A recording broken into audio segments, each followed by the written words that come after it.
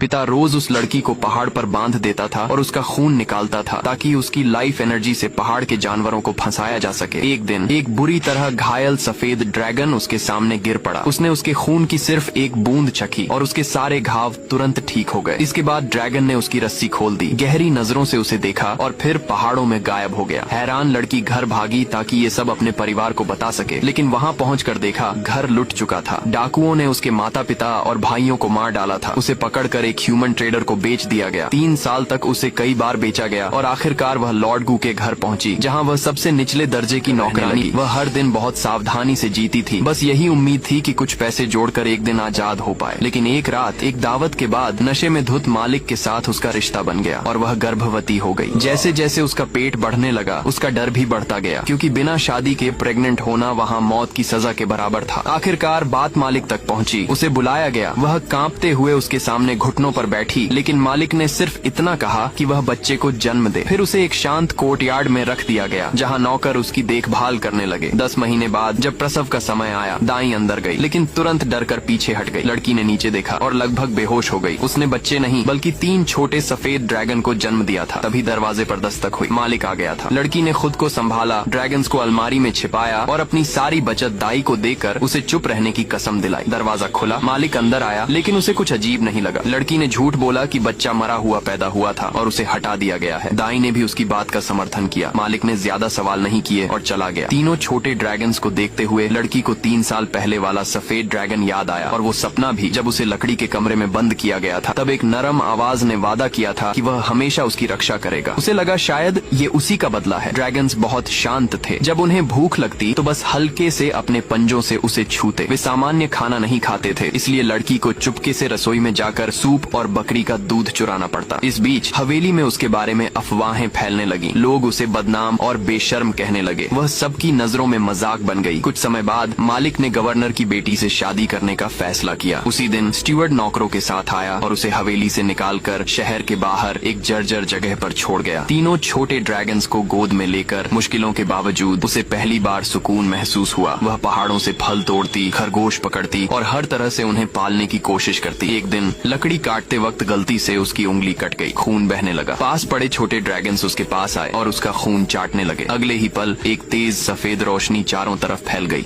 लड़की ने तेज रोशनी से बचने के लिए इंस्टिंक्टिवली अपनी आंखें बंद कर लीं। जब रोशनी धीरे धीरे कम हुई तो उसने कांपते हुए आंखें खोली और सामने का नजारा देखकर जम सी गई। उसकी गोद में पड़े छोटे सफेद ड्रैगन गायब थे। उनकी जगह 3 गोरे गोल मटोल बच्चे लेटे हुए थे। कांपते हाथों से वह उन्हें अंदर ले गई और बिस्तर पर सुला दिया। फिर उसने अपनी घायल उंगली की तरफ देखा। वह